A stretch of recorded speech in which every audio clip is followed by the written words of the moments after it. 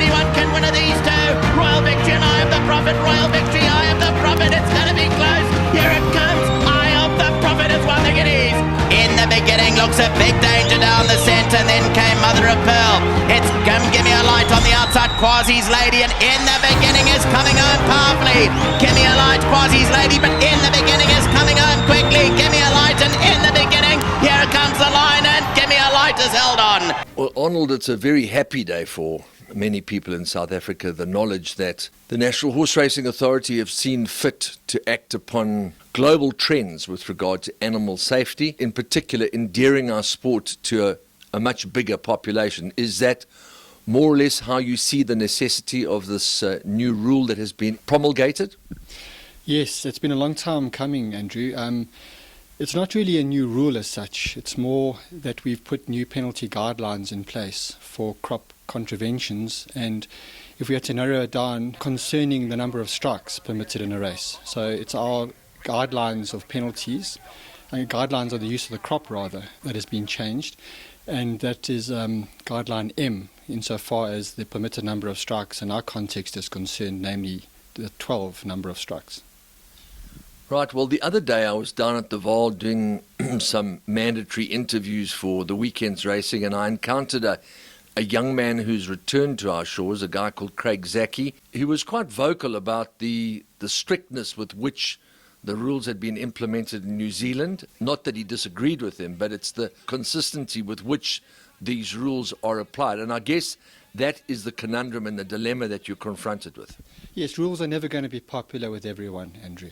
But they're very necessary to level playing fields and to make sure everyone has an equal chance in races. And I don't think Mr. Zaki will mind me saying that I saw him shortly after his arrival back in the Turfentine boardroom a while back. And when we said that this was the only occasion we wanted to see him in the boardroom, he said, "Don't worry, sir, this will be the only time you'll see me, because I know what it's like to keep on the right side of the rules, and I haven't ridden in New Zealand." And I think that's the type of reply that I like to hear, that rules have the desired effect. And obviously, not least of all, the horse. The horse doesn't have a voice, and I'm on record as saying that we are the voice of the horse, which I like to think we are at the NHA.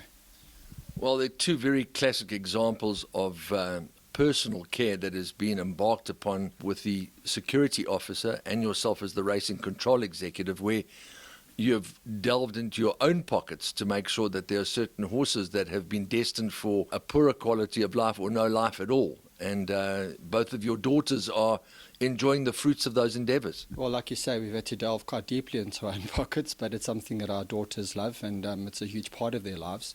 And of course, as I said to you during your visit to the yard a while back, that it's also good for our souls to spend time with these magnificent animals. All we're doing now is just nurturing in the right races, keeping the sticks off them. It's very important. My jockeys are given strict instructions. We all know the rules of riding a horse to the finish, but this stick work at the moment in South African racing has gone out of control, and I'm just making sure that it doesn't cause too much hassle with my young horses, and that my guys are warned not to. Okay, so I think it's important for us to go to real live examples of how necessary the whip is, and they both occurred on the self-same day, where Rachel Venneker was victorious over South Africa's former champion jockey in Simanga Kamalo.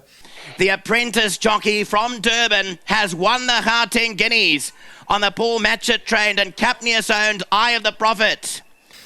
Exercising great balance and more tender care than was evident, without in any way being negative towards Mr. Kamalo. The bottom line is that it's clear for all to see that he is intent on using the whip, and she's not necessarily intent on using the whip to that extent, and the result is self-explanatory.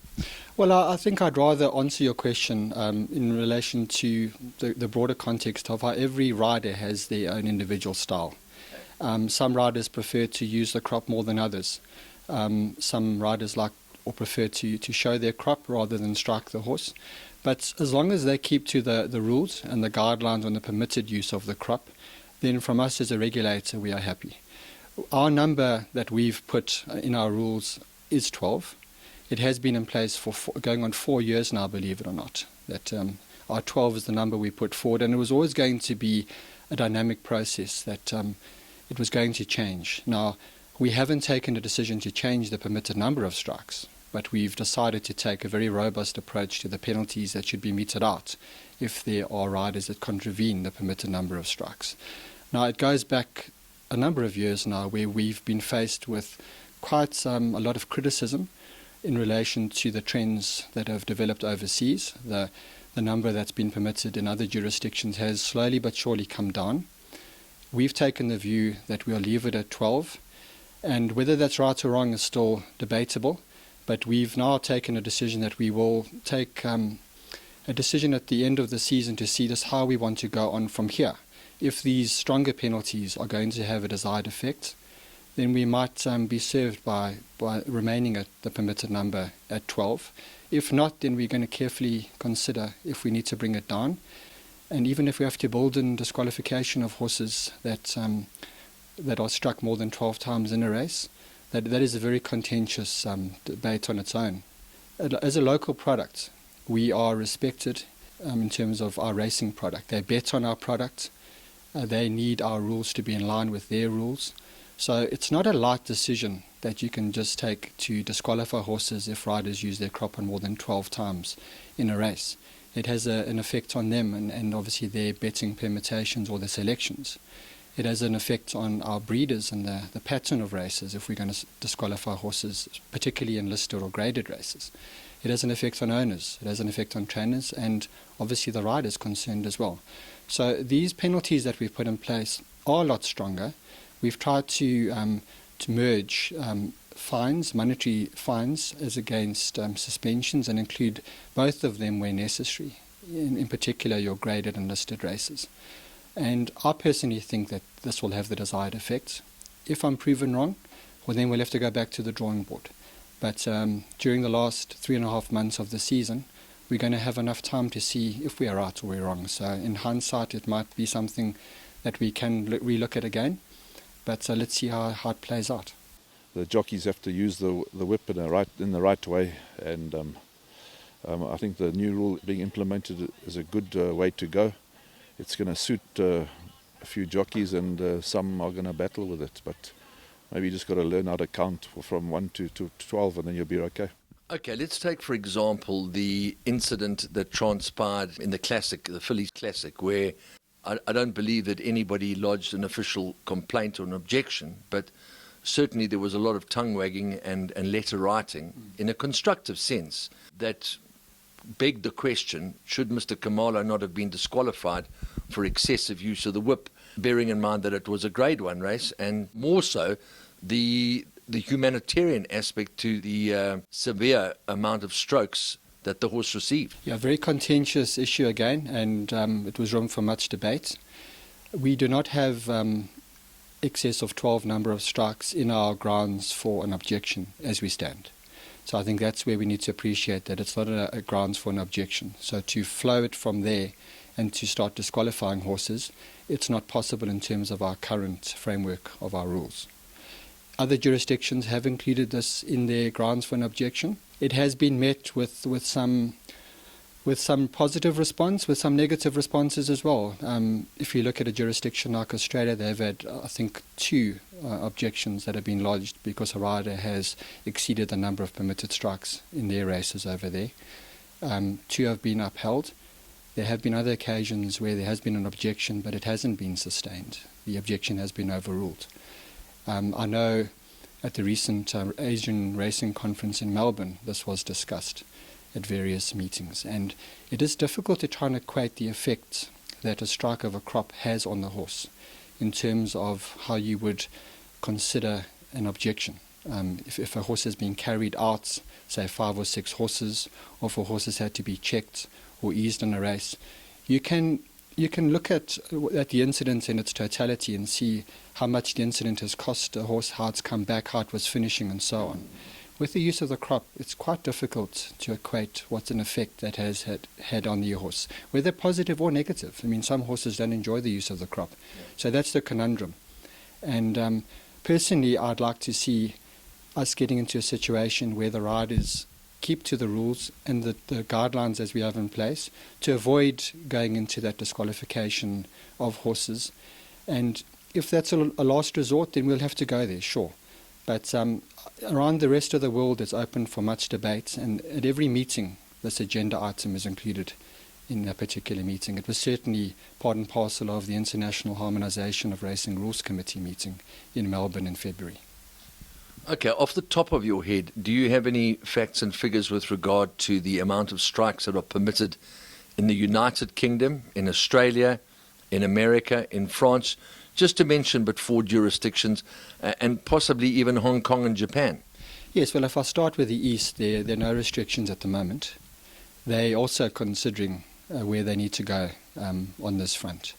In Australia, their rule is slightly different to the rest of the world in that they have 5 permitted strikes before the 100 metre, and then it's unlimited over the last 100 metres. So that's a bit of a change of rules in relation to the rest of the world and how they see it.